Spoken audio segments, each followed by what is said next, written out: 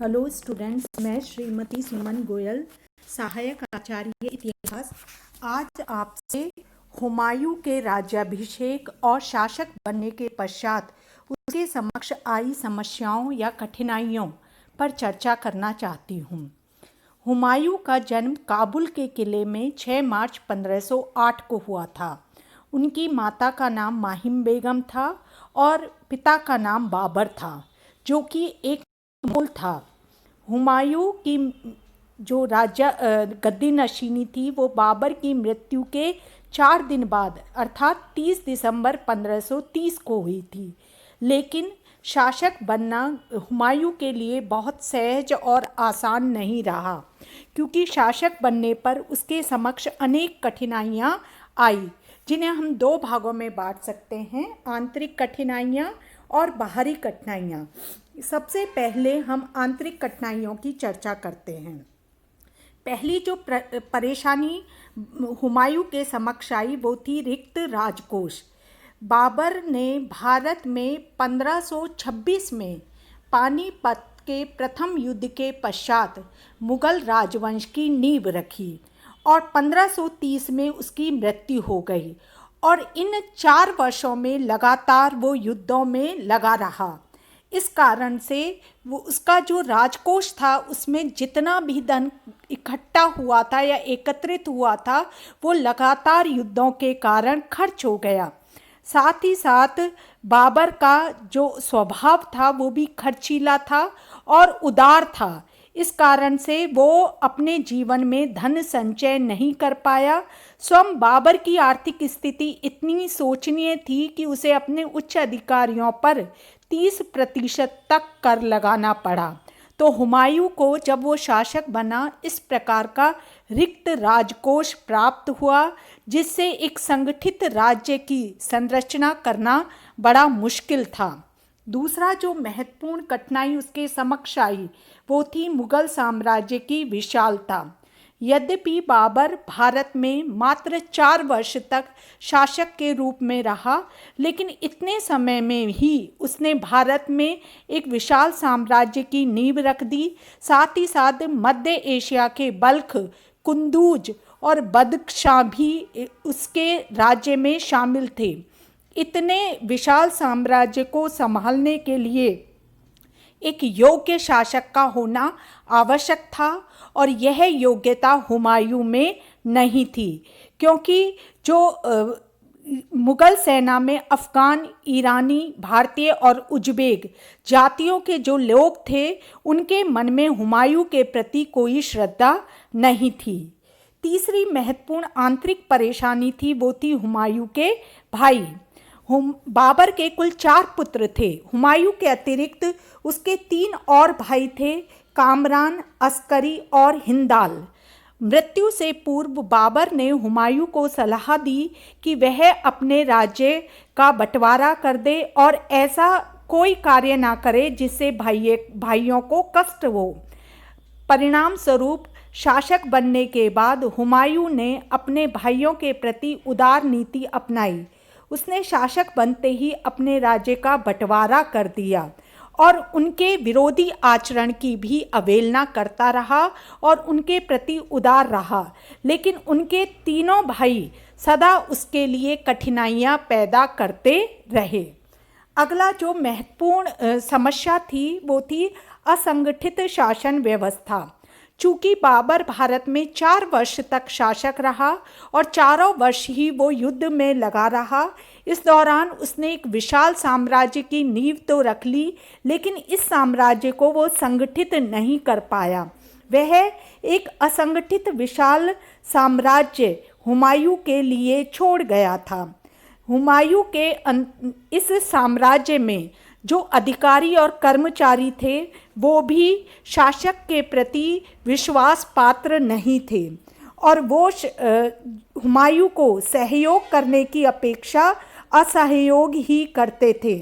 जो सरदार थे वो स्वयं शक्तिशाली हो रहे थे और वे हुमायूं को निर्बल और अस्थिर चित्त का व्यक्ति समझते थे। बाबर जितने भी समय में रहा वह अपनी प्रजा के सुख दुख का ख्याल रखता था, लेकिन हुमायूं ऐसा करने में सक्षम नहीं था। इसी कारण जो हुमायूं का साम्राज्य असंगठित ही बना रहा। अगला जो महत्वपूर्ण परेशानी उसके समक्ष आई वो थी बाबर के संबंधी। बाबर के कई रिश्तेदार थे जिनके साथ बाबर के वैवाहिक संबंध स्थापित हुए थे, यानी बाबर और ने अपने पुत्रों के विवाह भी किए। उनमें खुरासान का मोहम्मद जमाल मिर्ज़ा, मोहम्मद सुल्तान मिर्ज़ा, मीर मोहम्मद मेहंदी ख्वाजा और खलीफा प्रमुख थे।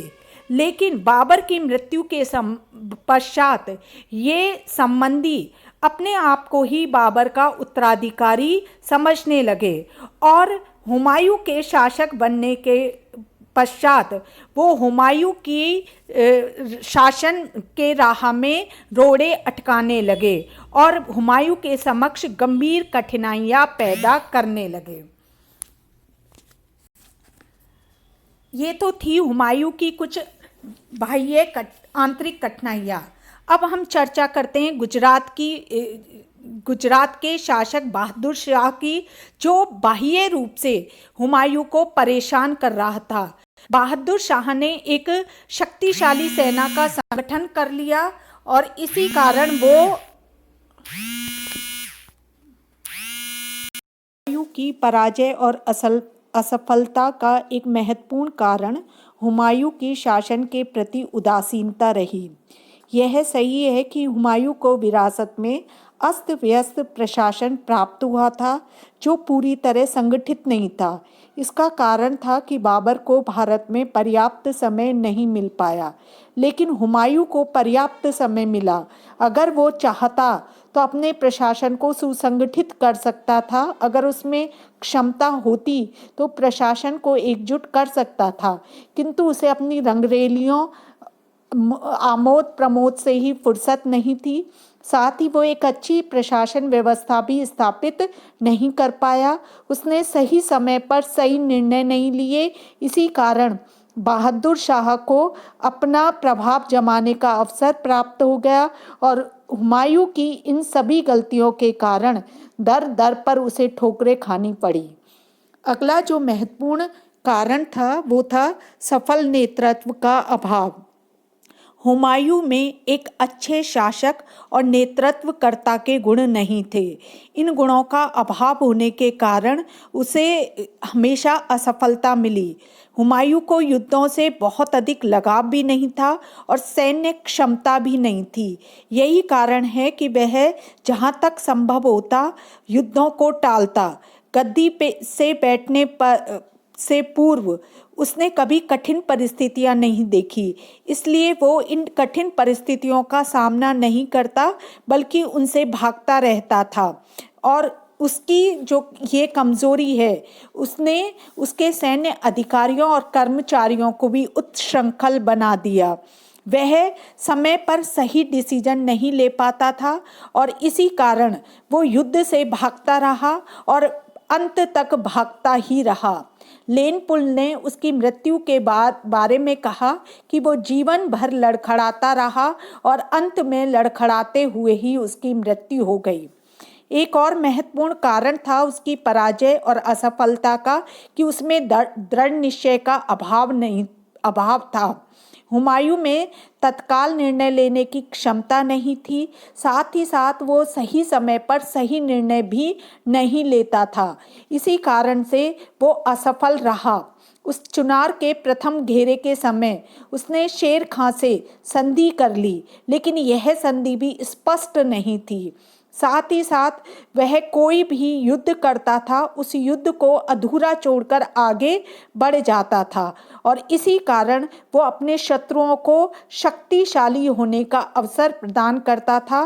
धीरे धीरे उसके शत्रु जैसे कि शेर खां शक्तिशाली होते गए और अंत में शेर खां ने ही चौसा और बिलग्राम के युद्ध में पराजित कर उसे भारत से 15 वर्ष के लिए पलायन करने को मजबूर कर दिया और सत्ता पर अधिकार हासिल कर लिया। Thank you.